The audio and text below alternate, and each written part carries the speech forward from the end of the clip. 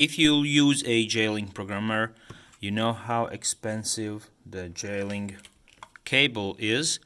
This 6-pin cable costs something around 100 euros or something like that, and as it turns out, they are out of stock anytime soon, because sometimes some of types of these cables are not manufactured anymore.